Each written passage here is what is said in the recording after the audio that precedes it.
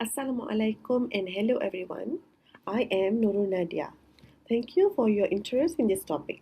I truly appreciate the opportunity to share this work with you. Today, I would like to share a pedagogical model for teaching standard marine communication phrases, or SMCP, focusing on how we can bridge formal standardization with real-world communicative competence in maritime English training. This work responds to a long-standing challenge in maritime communication.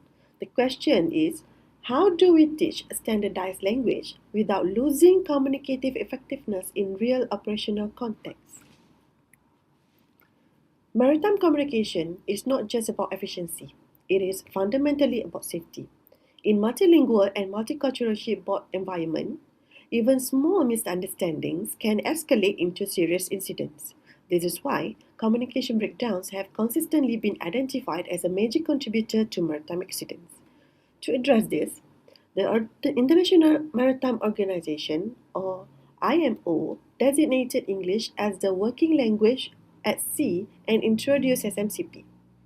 SMCP was designed to ensure clarity, precision, and mutual intelligibility, especially during VHF radio communication where time and accuracy are critical. However, when we look at real communication practices, we see a gap. Research consistently shows that seafarers simplify messages, omit certain procedural steps, or even modify standard phrases. Importantly, these deviations are not linguistic weaknesses. They are adaptive communication strategies used to cope with time pressure, cognitive load, and also operational urgency. This raises an important pedagogical question. Are we teaching SMCP in a way that reflects how it is actually used?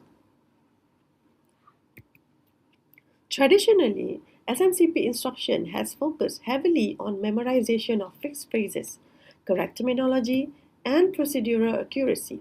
While standardization is essential, this approach often overlooks communicative goals, interactional sequencing, and strategic language use.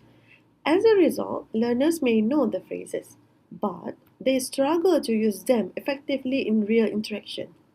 Studies of VHF radio communication show that seafarers prioritize speed, clarity, and task achievement often over strict adherence to official forms. This paper addresses the disconnection between classroom instruction and workplace reality.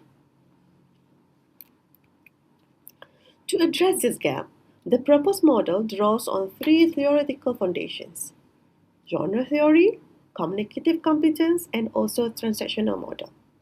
First, let's talk about genre theory.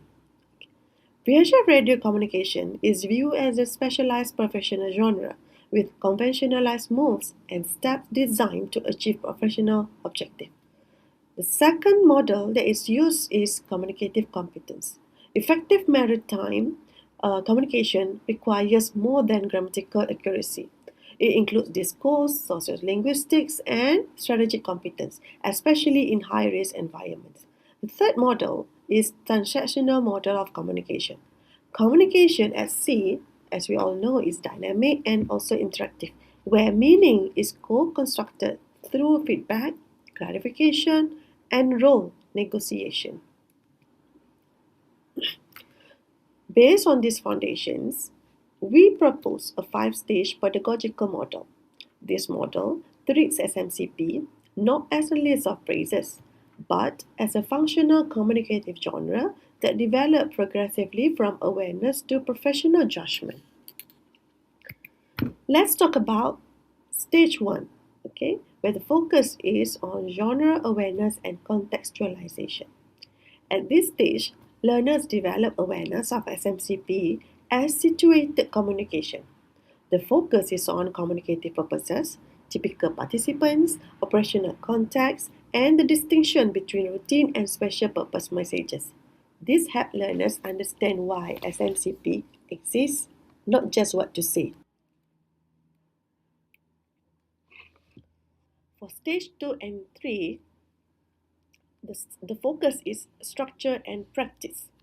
At stage 2, learners analyze authentic VHF exchanges to identify initiation moves, information exchange, and closing sequences.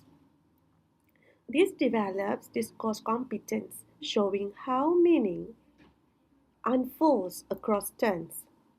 At stage 3, the focus is on control practice learners. Then apply SMCP through scripted role plays, guided drills, structured simulations. Here, the emphasis on accuracy, sequencing, and clarity in low-risk environment. Stage 4 is communicative simulation. Learners engage in realistic simulations involving time pressure, background noise, and unexpected challenges. Deviations from SMCP are examined as strategic adaptations, not as immediate errors. Learners reflect on which SMCP elements were essential, why adaptations were made, and how communication effectiveness was achieved.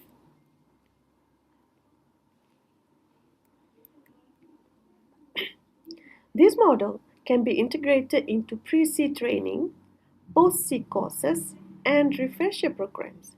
It shifts the instructional focus from memorization to communicative performance.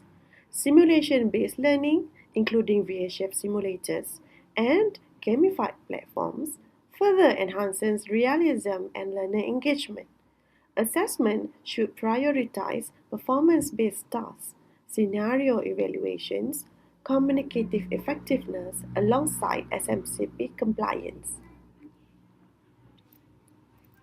By integrating genre analysis with communicative competence, this model advances how standardized professional language can be taught in ways that are pedagogically sound, operationally relevant, and safety oriented. To conclude, the key contribution of this work is that it bridges the gap between SMCP standardization and real world maritime communication.